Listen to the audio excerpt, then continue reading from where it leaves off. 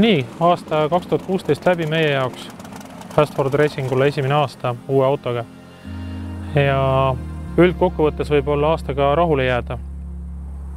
Alustasime ju esimeste testipäevadega Rootsis ja suutsime ühe päevaga auto viia kohe 6 sekundisse, mida elu sees ei oleks nagu oodanud.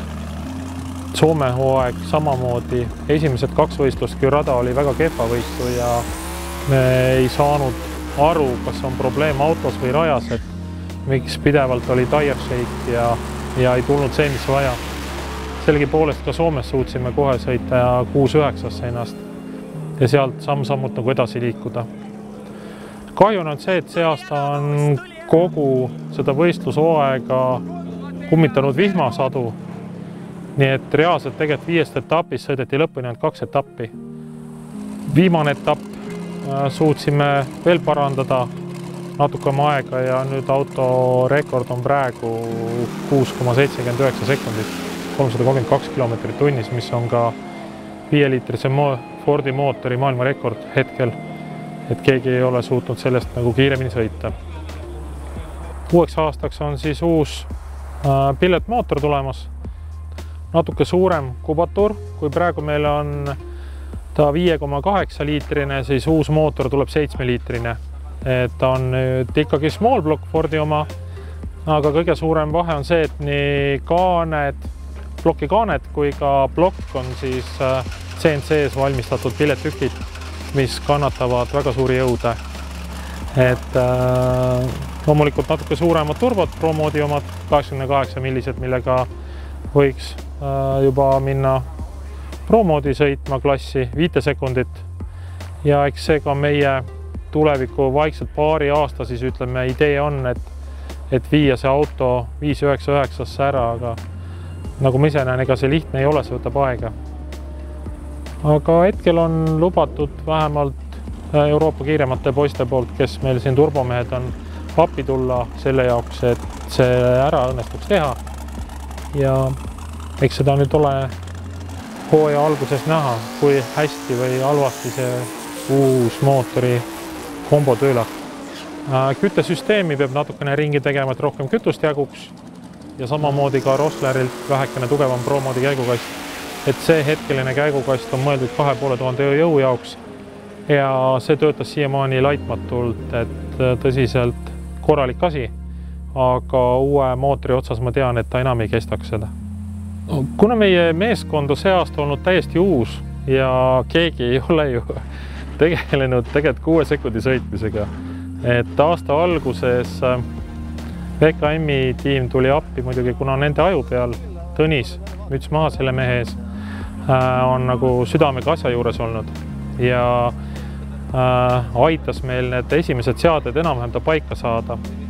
Tänu sellele on ka minu seadistaja on siis ES Racingus Samuel, kes suudab väga hästi nagu selle, ütleme, ajuseadega hakkama saada, aga praegu kõige suurem väljakutse meie jaoks on ikkagi olnud silla seadistamine, et aru saada, kuidas ja mida auto täpselt tahab, et ta läheks sinna, kuhu vaja ja kiiresti.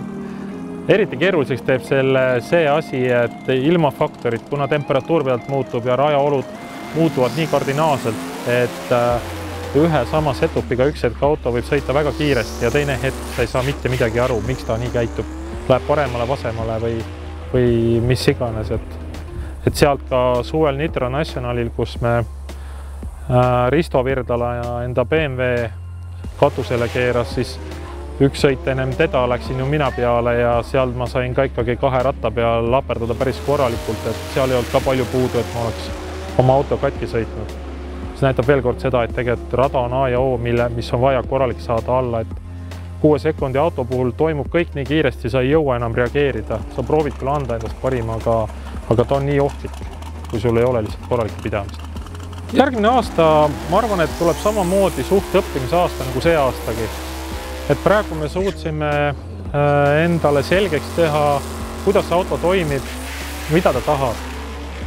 Et kui me vahetame natuke suurema mootori vastu ja natuke teise tehnika vastu, siis tuleb leida alguses aega, et minna ja seadistada see asi uuesti jooksma.